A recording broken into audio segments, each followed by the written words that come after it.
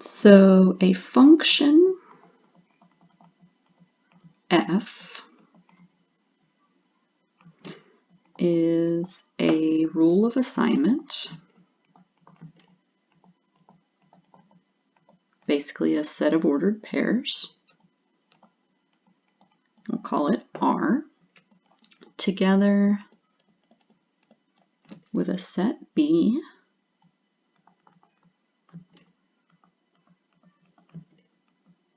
that contains the image set of R.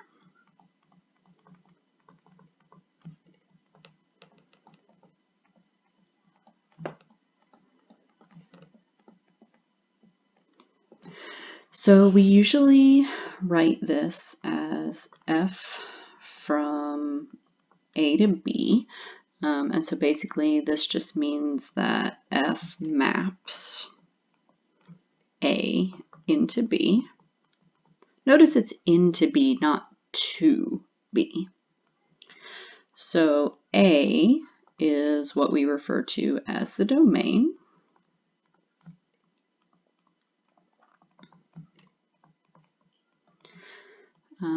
B is the range.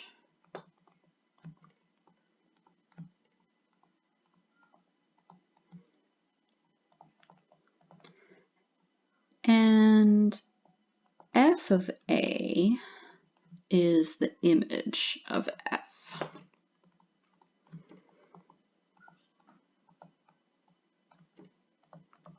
And that's usually what's referred to as the domain in your precalculus, calculus analysis texts, but and those texts don't give a name to that set B.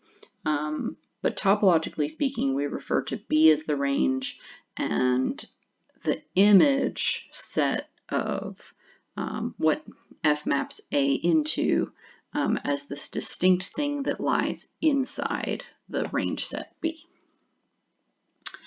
Okay, so a couple more definitions. So if we have two functions, so given functions f from A to B and g from B to C, we can define the composition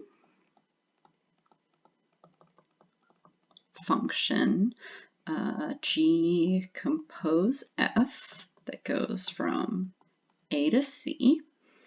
We can define that as the set of all ordered pairs AC such that for some element in set B,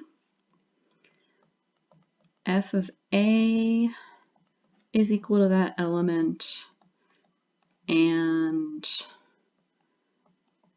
g of that element is equal to C. So that is how we define composition. So then we want to talk about one-to-oneness and onto.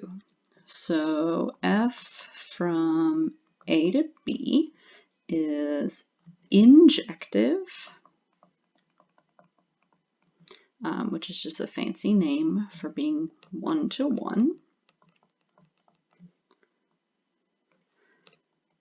If A1 not equal to A2 implies that f of A1 is not equal to f of A2 for any pair of elements A1 and A2 in set A. And since the statement's equivalent to its contrapositive, we can also say it's injective if f of A1 being equal to f of A2 implies that A1 is equal to A2 for all A1 and A2 and A. And this is basically your same precalculus definition of one-to-one. This one will be a little bit new. So f from A to B is surjective, or onto is a little bit nicer to say, if for every element B in the range set, there exists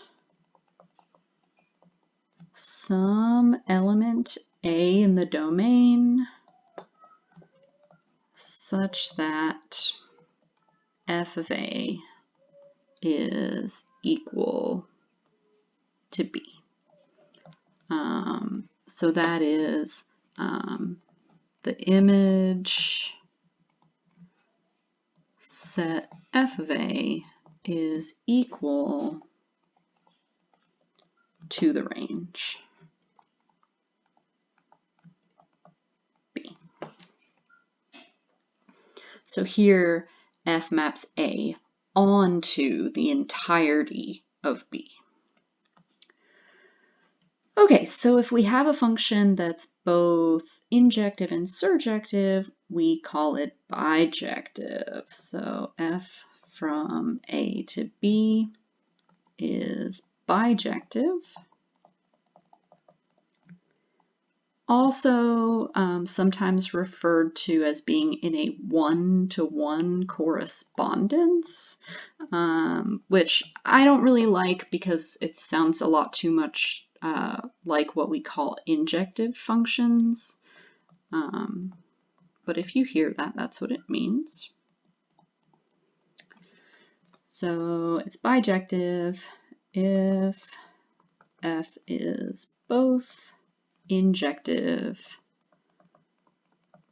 and surjective. And a cool thing about bijective functions is that if we have a bijective function, then there exists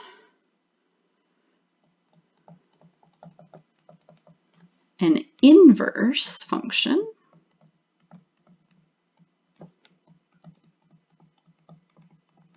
which we denote by that little -1 exponent. So this inverse function goes from B to A, defined by the fact that the preimage of B is equal to A if and only if the image of A is equal to B.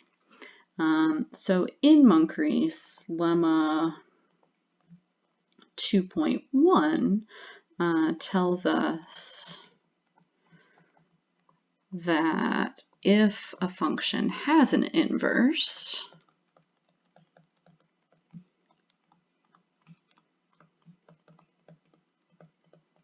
then it is bijective.